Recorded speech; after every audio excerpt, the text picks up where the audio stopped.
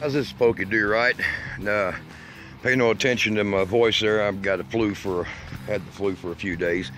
But due to the fact that I've got to do some repairs on this truck, this is a 2014 truck, and it has a typical freight shaker issue.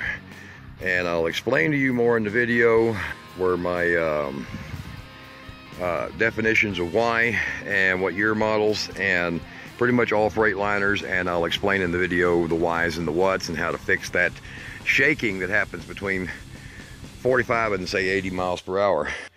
Yes, this one here will run 80 miles per hour. It's got a big 60 in it, 500 horse plus, and it has got a problem shaking down the highway. All right, stay tuned on it. We're going to bring you the details.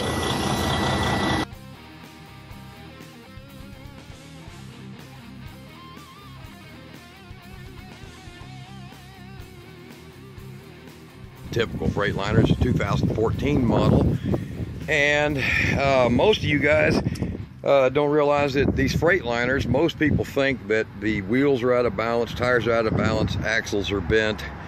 There's all kinds of complaints with the Freightliners from 2007 forward, having a what they consider a bouncing tire, bouncing axle, and it does eventually, this issue eventually does chew up your tires.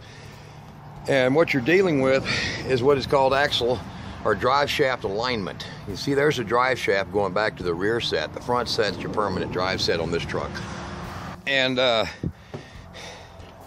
what we're looking at here is we're looking at a little bit of abnormal tire wear, and it's not making a whole lot of sense of why it's doing it. Typically that would be the Pennard bar, which is these here, right there. And in this one's case, I even looked at possible loss of weights on the shaft, but you'll be going down the road, and from about 45 to 75 miles per hour, it'll have this progressive cycle of shaking. And you're thinking, okay, maybe it's one of these foreign-made, Mexican-made, Chinese-made drums. Typically, they would wear themselves, obvious effect, you would see that. But this one right here is a 550 horse Detroit 60 series, and with the 10-speed in it. And what I'm going to show you here is what your problem is. So most people don't realize what their problem actually is. Now I have removed this item right here. I'm going to lay it down, hopefully you get a good picture of it. This is your Webco Air Extension Bar. Now Merit bars and other ones are about the same. Now the problem with the Freightliners, when they were set up, they did not properly set these length of bar. And what happens is when you're empty, like this truck is now, it's bobtail. When you're empty, what happens is you will be able to drive down the road and you'll notice there's no real shaking. Well, the reason that exists is because your drive shafts are in line. Now, this drive shaft going back underneath me, back to the transmission, and the secondary drive shaft, when they're not in a straight line, that's the reason you have that load leveler, which is right down here. I'll point it out, it's right there. That's the load leveler on them. I hope you can see that clearly. And what happens is you have an extension bar that when weight is put on your truck, there's a pin, and these just pop out. They've just got a grommet, and they'll just pop off. They're easy to remove. Just take you a little hammer or something, and you just claw and pry it off the end of the little barb that's on it. And so you get your extension bar, or what you call this is called an elevator bar, and you take that bar, and what I'm going to do here is I'm going to cut this bar, and I'm going to then add a 3/8 of an inch addition to it. And that's just going to be a simple, basically I'm just going to cut a piece of tube, metal tube this size, and then I'm going to put it in here. I've done this before, it works. And the truck had done it before, had 206 miles on it, and it's got 710,000 on it, and the guy's still driving it. It's all together. This doesn't actually get any, doesn't require any strength, okay? So what it does is as your load gets onto your trailer, or your trailer gets onto your truck, it pushes it down. And then this little bar here going down there, you'll see it when you look in there, it sits in there like this on your axle, on your front drive axle. It sits there like this and has that grommet inside of this top one here. and it moves that air valve up or down to allow air in and out of your airbags, which you can see the airbags down there. And I'll show you here. I think there's still enough air in the system. I'll control this, and I can reach over here and lift it up and down, and the truck will rise and lower, okay? And there's a centering point that's kind of fine-tuned with that valve, because the valve's got a progressive port in it. There's the little piece right down here. I think you can see that right there. And the other one is right down there on the axle, right down there, okay? If I point that correctly, right there. So this bar, to correct this hopping and bouncing between 45 and you'll notice the heavier you're loaded, the more it bounces. Well, it's actually not the wheels bouncing, it's not the tires bouncing, but it will destroy your tires and it will destroy your airbags because the truck is reacting due to the weight. So what you're going to do is you're going to extend this by 3/8 to roughly 1/2 of an inch. I found a sweet spot being about 3/8 of an inch. It will raise your truck up. It will raise your frame up a little bit so that the weight will not push the truck down so far that it makes your drive shaft at too much of a steep angle from the carrier bearing in the back. When it's off, it causes the whole thing to shake. And the vibration is called torque reactive vibration, the same thing that works and makes wind turbines go freak out and everything else. And by getting that drive shaft where it's straighter to your differential, you get less vibration. Now you might notice if you're heavily loaded and you find yourself going downhill, which means your load, especially if you're in a tanker like I drive often, the tanker load is heavier on this, it's pushing down harder on this, it shudders like hell. Well, that was the first one I did this to, and this one will be, I think about the 5th one I've did it to. Everybody that I've done this for, they've been like, wow, my truck drives 70 miles an hour, no shaking, no vibrating, no nothing. It has everything to do with where Freightliner located, you look up in there, the carrier bearing. Look how long this shaft is. That carrier bearing should have been about right here. Okay, instead that carrier bearing is almost 2 feet further that way, which gives this shaft a lot of mass. Look how big it is. This is about a 6-inch shaft, or 5.5, and it's very heavy.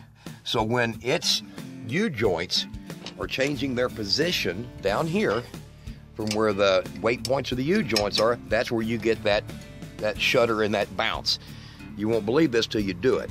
So, taking that extension bar, cutting it in half, and you can weld this actually, it's good metal to weld, and you can take and put you a piece of tiny angle iron on both sides, or slam it inside of another piece of tube that's I believe it's 1/4 inch. I've actually used 1/4 inch pipe on one guy's, and believe it or not, a 1/4 inch compression fitting, steel compression fitting actually will work for airlines.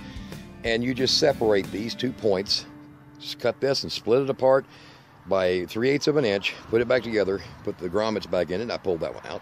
And when you put them back in and pop them back on, they just pop on, your truck will come up an additional 3/4 of an inch in height. And you're supposed to have roughly 2 5/8 inches between your bump stop down here and your axle safety. That's called the safety stop on your axle. And most of these trucks, you'll find, when they're loaded, they've only got about 1 1/4 inches, which is amazing. And what happens is that's the beating and banging that comes from this in here. All that shaking and shuddering, and it causes the tires to check because the weight gets lower and heavier, lighter and heavier in numerous ways on these tires, causes premature shock wear, and it actually all originates from your drive shaft, only on a Freightliner. And well, Freightliner, Western Stars, and Sterlings. So, take your little bar out, extend it 3/8 of an inch. If that isn't enough, you can cut it and do it again or remove your work. But in most cases, I found 3/8 of an inch works beautifully. And these grommets, they can get wore and they'll have a little sag spot in them. You can also replace those. They're $6 per set at the Freightliner dealer. So guys, if you got a Freightliner and it's really just a freight shaker, the problem isn't unbalanced tires, but they will become unbalanced which will keep you running in circles. See the check marks in these tires? I don't know if you can see that. That's due to this truck acting the way it acts. So, if you're wanting to make sure that you fix this easily and simply, it is just extending your leveler. So right now I'm going to go in the shop, I'm going to extend the leveler. You should be able to do this yourself. You will find, like I did, I measured from my fifth wheel lock to my tire, and we're going to make this one work just like I did the rest of them. All right, that's an easy solution on your Freightliner. Like I said, this is 2014 with a Detroit 60 in it. I hope this helps you guys a whole lot, because I know there's a lot of people replacing a lot of tires, putting weights in tires, and it's really coming down to the fact your truck ain't riding high enough. And if you ever notice a lot of people flashing their lights at you thinking you got your high beams on, there's your problem. It's not long enough. Freightliner didn't make it long enough. A lot of problems with the Freightliner. They earn the reputation freight shaker for a reason. All right, guys, wish you luck. Simple, watch it again, you'll understand. All right, now back to that part of the video. I'm gonna probably have a lot of editing on this to get it straight, but there is, all I did is took a piece of oil thread and I welded it on, cleaned it up a little bit. Now I'm gonna repaint this black, get it cleaned up where the vice grabbed it, and make sure when you do this that your two ends are in line with each other. And you can see it's, there is the gap right there, and the gap is 3/8 of an inch. So we're going to take this and put it back on the truck. Put the grommets back in it, of course. And be sure you put a little bit of white lithium grease in the grommets of these. Believe it or not, that helps a lot in your quick startup, because they bind a little in the snow and ice or get mud in them. All right, let's get this back. And now what we have here is we have a slightly warm adapted, as you've seen in the shop just then. I'm going to get right back up here. I've got to grease my fifth wheel, so I got a tube ready for that.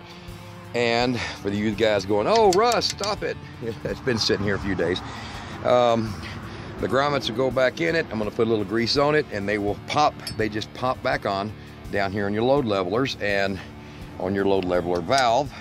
Yours might be located in a different direction, but they're practically all the same. So this will go back on. This is the end of the video. And no need to show you, you will understand that extending this by 3/8 of an inch will raise your truck by almost 5/8 to 3/4 of an inch. And then when the load gets on it, your drive shaft will still be fairly straight instead of like this and then like that. And that's what the cause of all that shaking is on a freight shaker. All right, guys, enjoy. Do it yourself. Don't pay Freightliner $700 to go in there and run a computer on some kind of crap they can't figure out. You know the game. Later.